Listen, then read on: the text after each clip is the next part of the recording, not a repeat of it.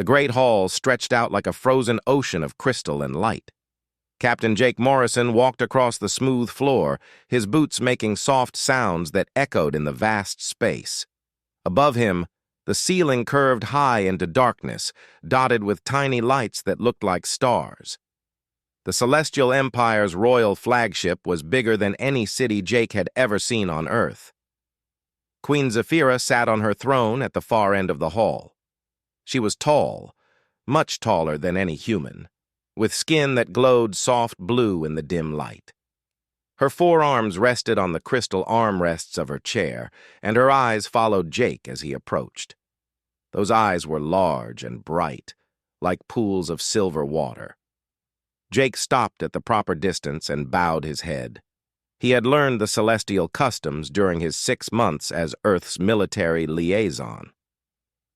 Show respect but not fear. Stand straight but not proud. Speak when spoken to.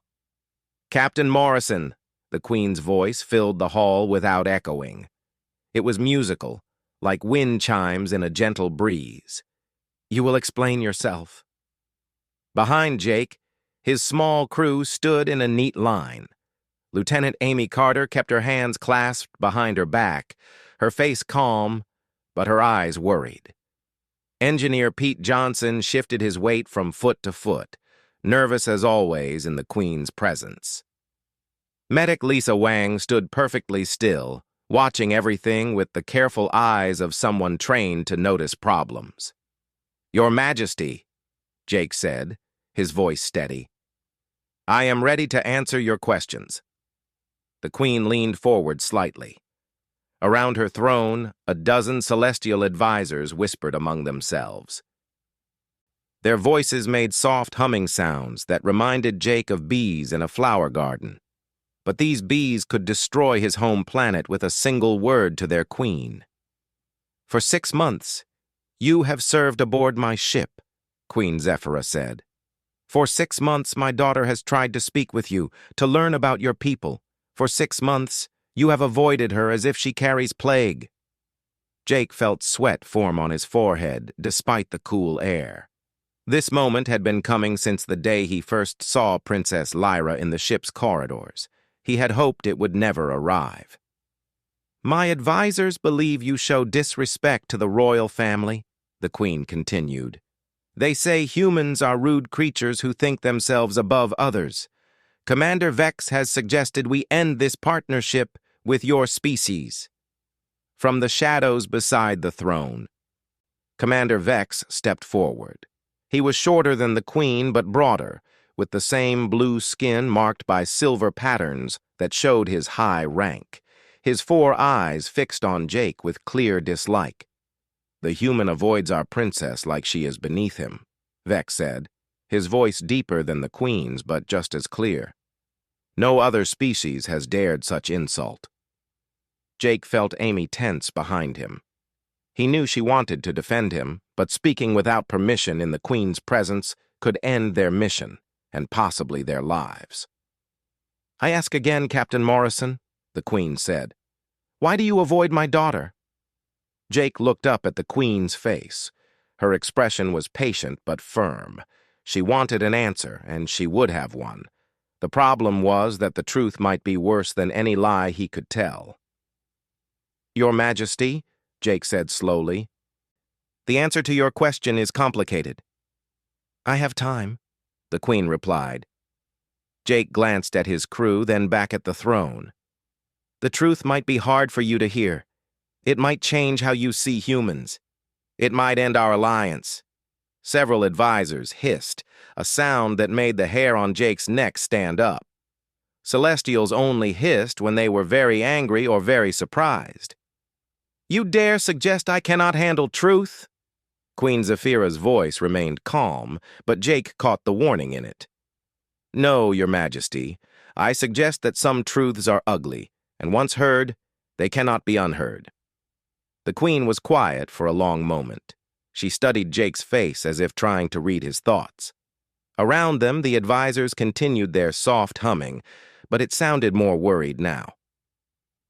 Your honesty about the difficulty of truth tells me more than your words, the Queen said finally. This suggests the matter is serious indeed. Jake nodded.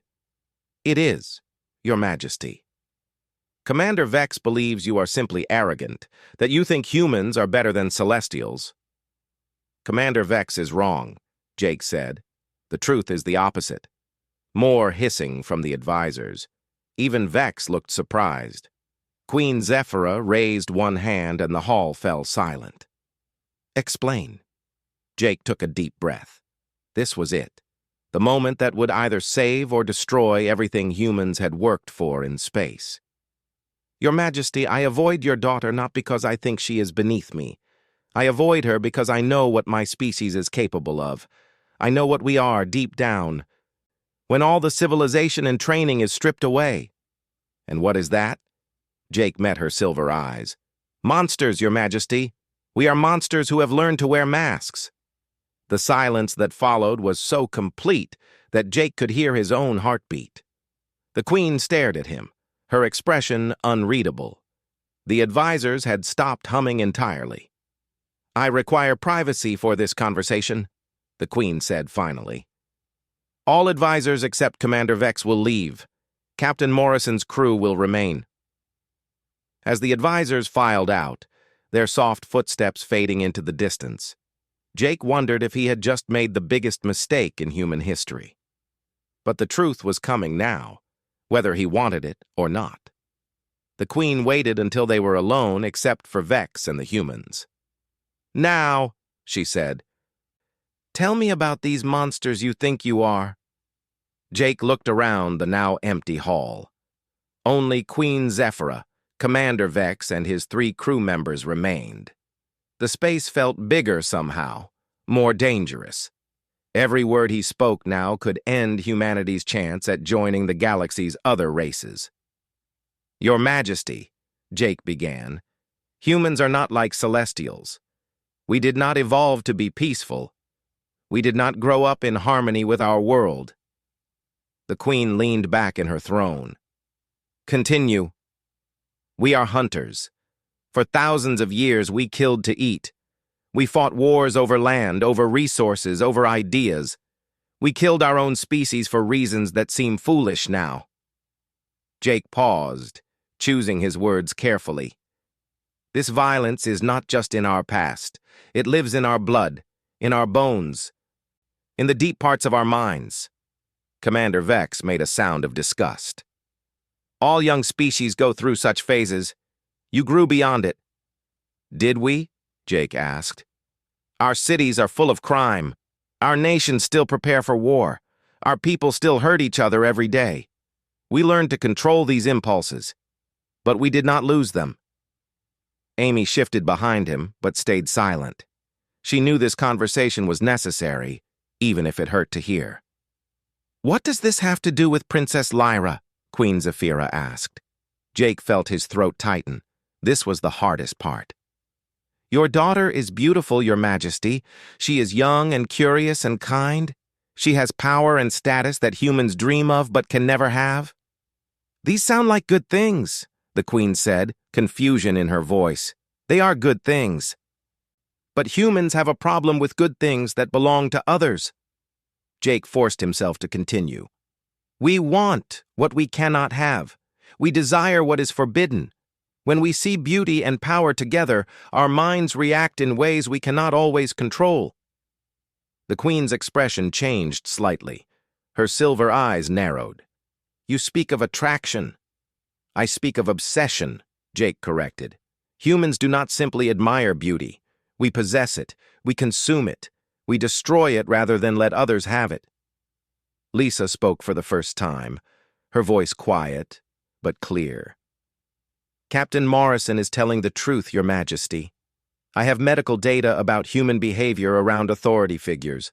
Our stress responses increase. Our hormone levels change.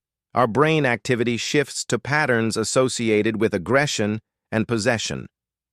Pete nodded nervously. I've seen it happen on other ships. Humans working with alien species start to act strange after a while. They get jealous. They get angry. They make bad decisions. Commander Vex looked shocked. You admit to being unstable? We admit to being human. Amy said, speaking for the first time. "We know what we are. That's why Captain Morrison keeps his distance from Princess Lyra. Not because he doesn't like her, but because he knows what could happen if he doesn't." Jake felt grateful for his crew's support, but he had to make the Queen understand the full truth. "Your Majesty, in 6 months on your ship, I have watched my own people change. Good people, trained people. They look at your daughter differently now. They talk about her when they think no one is listening. They imagine things they have no right to imagine." The Queen's blue skin seemed to grow paler. "What kinds of things?" Jake closed his eyes for a moment, gathering courage. "Some imagine romantic relationships that could never exist. Some imagine proving themselves worthy of her attention. Some imagine taking her away from all this, as if she needs rescuing." He opened his eyes and met the Queen's stare. "And some imagine darker things. Things I will not speak aloud in your presence." "You are saying humans think of my daughter as prey," Queen Zephyra said slowly. "I am saying humans think of everyone as potential prey, Your Majesty. It is how we survived. It is how we became the dominant species on our world. We see, we want, we take." Jake's voice grew harder. "Your daughter represents everything our primitive minds are programmed to desire and everything our civilization tells us we cannot have. That combination is dangerous." Commander Vex stepped closer to the throne. "Then why are you here? Why did Earth send you if humans are so untrustworthy?" "Because I know what I am," Jake said. "Because I fight these impulses every day. Because I choose to stay away from situations where I might lose control." "You have these thoughts about Princess Lyra?" the Queen asked directly. The question hung in the air like a blade. Jake knew that his answer could end everything, but lying now would be worse than any truth. "Yes, Your Majesty, I do." Amy made a small sound behind him, but Jake continued. "I think about her when I should be working. I wonder what it would be like to talk with her, to learn about her world, to make her laugh. I imagine what it would feel like if she looked at me the way she looks at things she finds interesting." Jake's voice dropped lower. "And yes, I have other thoughts too. Thoughts that shame me. Thoughts that prove why I must stay away." The Queen sat in silence for a long time. Around them, the crystal hall seemed to pulse with soft light, as if the ship itself was listening. "You are telling me that you protect my daughter by avoiding her," Queen Zephyra said finally. "I am telling you that I am not the only human who thinks these things, Your Majesty. I am just the only one honest enough to admit it and do something about it." Pete cleared his throat nervously. "Your Majesty, we have records from other human colonies. When humans get too close to alien authority figures, especially female ones, bad things happen. Political disasters, violence, wars." "Show me these records," the Queen commanded. Lisa stepped forward with a data pad. 70% of human diplomatic missions to matriarchal societies end in failure within 2 years. 60% of those failures involve inappropriate relationships or attempted relationships. 20% involve violence when those relationships are rejected. The numbers hung in the air like smoke from a fire. Queen Zephyra studied the data, her expression growing more troubled with each line. "Your species is more dangerous than we believed," she said quietly. "Yes, Your Majesty," Jake agreed. "But we are also more honest than most species about our dangers. We know what we are, and some of us try to do better." The Queen looked at him with something that might have been respect. "Is that what you are doing, Captain Morrison? Trying to do better?" "Every day, Your Majesty. Every single day." The Queen set down the data pad and looked at Jake with new understanding. The soft light from the crystal walls reflected off her blue skin, making her appear almost transparent. "Captain Morrison," she said slowly, "you speak of darkness in your species, but you also show wisdom in recognizing it. Tell me more about this darkness." Jake felt the weight of her words. There was no going back now. Your Majesty, humans have patterns of behavior that we cannot easily change. When we encounter something beautiful and powerful that we cannot have, we do not simply accept this fact. Commander Vex moved closer to the throne. What do you mean? We create stories in our minds, Amy said, stepping forward to support Jake. We imagine that the powerful being secretly wants us. We convince ourselves that we are special, that normal rules do not apply to us. Pete nodded agreement. I've seen human engineers fall in love with alien technology they work with. They start to think the machines belong to them. They get angry when other people use them. Some even try to steal them. Technology is not the same as a person, the Queen pointed out. To humans, it doesn't matter, Jake said. We form attachments to anything that gives us pleasure or makes us feel important. Your daughter does both. She is beautiful, which pleases our eyes. She is interested in humans, which makes us feel special. Lisa opened her medical scanner and showed the readings to the Queen. These are the brain scans of human crew members after spending time with Princess Lyra. You can see increased activity in the areas associated with reward, possession, and dominance. The Queen studied the scans. These patterns look similar to addiction responses. Because that's what they are, Lisa confirmed. Humans become addicted to the feelings that power and beauty create. When the source of those feelings is removed, we experience withdrawal. When it is threatened, we experience rage. Jake watched the Queen's face change as she understood the implications. Your Majesty, I have been careful to avoid your daughter not just to protect her from my own thoughts, but to protect everyone from what those thoughts might become. Explain, Queen Zephyra commanded. If I spent time with Princess Lyra, I would begin to feel that I deserved her attention. If she was kind to me, I would imagine that her kindness meant something more than simple politeness. If she smiled at me, I would convince myself that she found me attractive. Commander Vex looked disgusted. Such arrogance? Yes, Jake agreed. But it gets worse. When I realized that she could never feel about me the way I fantasized she did, I would become angry. Not at myself for having foolish thoughts, but at her for leading me on. At you for keeping us apart. At the universe for making such relationships impossible. Amy's voice was quiet but firm.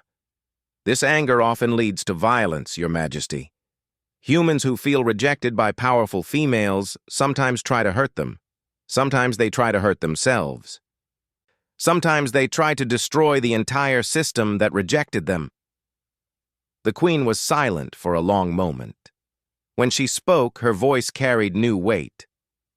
You are telling me that my daughter's kindness toward humans could be dangerous for her. Yes, Your Majesty, Jake said, and dangerous for the alliance between our peoples. Pete pulled up more data on his tablet. Your Majesty, here are records from the human colony at Kepler Station. They had a female alien administrator who was friendly with human workers. Within 6 months, 3 humans had attempted to assault her. 2 others tried to kidnap her. The entire colony had to be evacuated. And here, Lisa added, showing more medical data, are the psychological profiles of those humans. Before meeting the administrator, they were all considered stable, normal people. Contact with an attractive, powerful alien female changed their brain chemistry permanently. Queen Zephyra stood up from her throne, her full height making her tower over the humans. Are you saying that humans cannot safely interact with other species? Not all other species, Jake said carefully. But species like yours, where females hold power and authority, where they are beautiful by human standards, where they show interest in human culture, yes, those interactions are dangerous. The Queen began to pace, her 4 arms moving gracefully as she walked. This explains much about human history that we did not understand. Your wars, your conflicts, your treatment of your own females. Our females often have the same problems, Amy admitted. Human women can become obsessed with powerful males from other species. The patterns are similar, though sometimes less violent. Commander Vex looked between the humans and his queen. Your Majesty, if this is true, then continuing this alliance puts Princess Lyra at risk. It puts everyone at risk, Jake corrected. Your Majesty, I have been watching my own crew for 6 months. Good people, trained people, disciplined people. They are all showing signs of psychological stress related to your daughter's presence. What signs? The Queen asked, stopping her pacing. Lisa consulted her medical records. Increased aggression toward each other. Competition for assignments that might put them near the princess. Obsessive behavior about their appearance and performance. Sleep disruption, appetite changes, depression when they don't see her for several days. It's like withdrawal from drugs, Pete added. They need to see her to feel normal, but seeing her makes the addiction stronger. Jake felt sick saying the next words, but they had to be said. Your Majesty, yesterday I caught 2 of my engineers fighting over who would deliver a report to Princess Lyra's quarters. These are men who have worked together for years without conflict. Now they see each other as rivals for her attention. The Queen returned to her throne, her expression grave. And you, Captain Morrison? Do you feel these same competitive urges? Jake met her eyes without flinching. Yes, Your Majesty. When I see other humans talking about your daughter, I want to tell them to stay away from her. When I imagine her showing interest in someone else, I feel angry. These feelings frighten me because they are not rational. They are not based on any real relationship or right to possess her attention. You admit to possessive thoughts about my daughter, Queen Zephyra said. I admit to having the thoughts, Your Majesty. I do not admit to the right to have them. Jake's voice was steady, despite the admission. That is why I avoid her, because I know that spending time with her would make these thoughts stronger, and eventually they would affect my behavior. Commander Vex shook his head in apparent disbelief. Your species is more primitive than we thought. Yes, Jake agreed. We are. But we are also honest about our primitiveness. How many species would admit to such shameful thoughts? How many would take steps to prevent harm before it occurred? The Queen considered this. You have a point, Captain. Honesty about one's flaws is rare in the galaxy. Your Majesty, Amy said, Captain Morrison's behavior shows the best of humanity, not the worst. He recognizes a problem and takes action to solve it, even when that action is personally painful. Jake felt grateful for his crew's support, but he knew the hardest truth was still coming. Soon, he would have to tell the Queen exactly what he feared most about human nature and why even his own self-control might not be enough to protect her daughter. Queen Zephyra sat quietly for a long time, thinking about everything Jake had told her. The crystal hall hummed softly around them, as if the ship itself was processing this new information about humans. Captain Morrison, the Queen said finally, I believe my daughter should hear these truths directly. Jake felt his heart sink. Your Majesty, I don't think that's wise. Why not? Because Princess Lyra is innocent. She doesn't understand what humans are capable of. Learning the truth will hurt her, and it might change how she sees all humans, not just me. The Queen's silver eyes fixed on Jake. Do you think my daughter is weak? No, Your Majesty. I think she is kind and trusting. These are good qualities, but they make her vulnerable to people like us. Commander Vex stepped forward. The princess has a right to know why the humans she admires think of her as prey. Amy moved slightly, as if to protest, but Jake held up a hand. Commander Vex is right. Princess Lyra deserves the truth, even if it's ugly. Queen Zephyra touched a crystal panel on her throne. Lyra, please come to the main hall. Bring no guards, no advisors. They waited in silence. Jake could hear his own heartbeat and the nervous breathing of his crew. In a few minutes, Princess Lyra would learn that the humans she found interesting were actually dangerous to her. The hall's main door opened with a soft whisper of sound. Princess Lyra entered alone, as her mother had requested. She was smaller than the queen, but still tall by human standards. Her blue skin was lighter than her mother's, and she moved with the quick energy of youth. When she saw the small group gathered around the throne, her pace slowed. "Mother?" she said, her voice musical like the queen's but higher. "You wished to see me?" "Daughter, these humans have been explaining why Captain Morrison avoids you. I believe you should hear their words directly." Princess Lyra looked at Jake with curiosity and something that might have been hurt feelings. "Captain Morrison, have I offended you somehow? I only wanted to learn about your people." Jake felt something twist in his chest at the honest confusion in her voice. This was exactly why he had stayed away. Her innocent questions made him want to comfort her, to explain that she had done nothing wrong, to make her smile again. These impulses were dangerous. "Princess Lyra," he said carefully, "you have never offended me. You are kind and curious, and everything a diplomat should be. The problem is not with you. The problem is with humans." "I don't understand," she said, moving closer to the throne. "Humans are fascinating. You've traveled so far to reach us. You've built amazing ships and cities. You've overcome so many challenges." Pete shifted nervously. "Princess, those challenges included fighting each other. Humans spent thousands of years at war. But you grew beyond that," Lyra said. "You've learned to work together, to explore space, to seek peace with other species." Lisa stepped forward with her medical scanner. "Princess Lyra, may I show you something? These are brain scans of humans after they've spent time with you." The princess looked at the data with interest. "What am I seeing?" "Chemical changes in human brains," Lisa explained.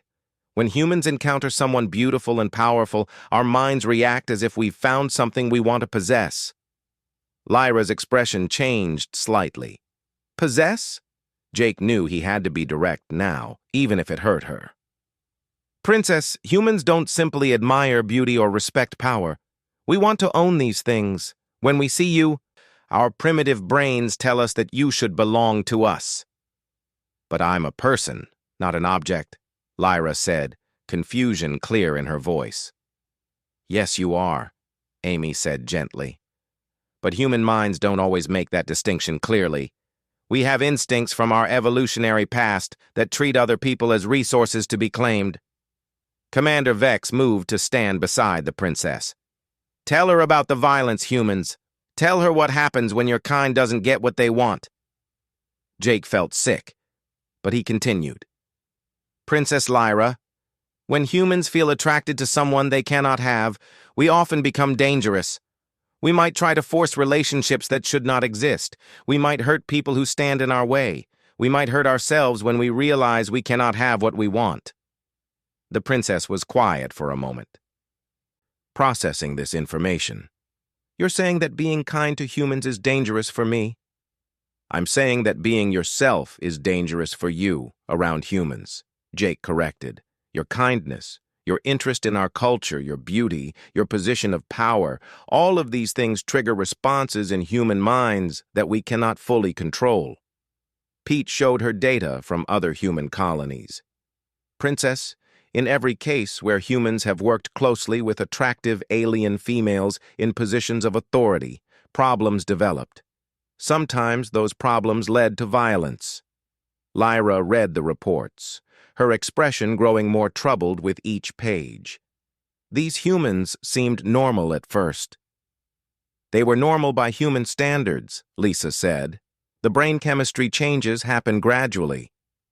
The obsessive thoughts start small and grow stronger over time." "Captain Morrison," Lyra said, turning to face him directly, "do you have these thoughts about me?" The question hit Jake like a physical blow. He could lie, try to protect her feelings, but that would betray everything they had discussed about honesty. "Yes, Princess, I do." She was quiet for a long moment. What kind of thoughts? Jake closed his eyes, gathered his courage, and opened them again. I think about talking with you. I imagine what it would be like if you found me interesting the way I find you interesting. I wonder what it would feel like if you smiled because of something I said rather than just being polite. Those thoughts sound normal, Lyra said. They start normal, Jake agreed, but they don't stay normal. I also imagine scenarios where you need my protection, where I prove myself worthy of your attention by doing something brave or clever, where you realize that humans are better than celestials at certain things. Amy continued the explanation. These fantasy scenarios always put the human in a position of importance to the alien female. We imagine becoming necessary to you, special to you, chosen by you. And when reality doesn't match the fantasy, Pete added, humans get angry. At you, at themselves, at anyone who interferes with what they think should happen. Princess Lyra looked between the humans and her mother. So Captain Morrison avoids me to protect me from his own thoughts. Not just his thoughts, Commander Vex said. The thoughts of all humans. Jake nodded. Princess, I avoid you because I respect you too much to risk letting my primitive instincts hurt you. I avoid you because I know that spending time with you would make these thoughts stronger, and eventually they might affect my behavior. But you seem to control these thoughts well, Lyra observed. For now, Jake said, but human self-control has limits. The more time I spend around you, the harder it becomes to maintain proper boundaries. Eventually, I might say something inappropriate or do something that makes you uncomfortable or worse. The princess walked to her mother's throne and sat on the steps beside it, looking smaller and younger than before. I thought humans were becoming friends with me. But you're telling me that friendship with humans is impossible because they will always want more than friendship. The truth in her words hung in the air like a weight.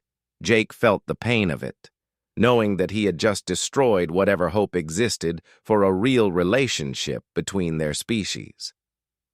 Princess, he said quietly, some truths are hard to hear, but ignoring them doesn't make them less true. Princess Lyra sat in silence for a long time, her silver eyes focused on the crystal floor. The weight of everything she had learned seemed to press down on her shoulders. When she finally looked up, her expression had changed. The innocent curiosity was still there, but it was mixed with something sadder and wiser. Captain Morrison, she said quietly, I need to ask you something, and I need you to be honest. I will be, Princess. If you had never told me these things, if you had simply been friendly with me, what do you think would have happened? Jake felt his throat tighten.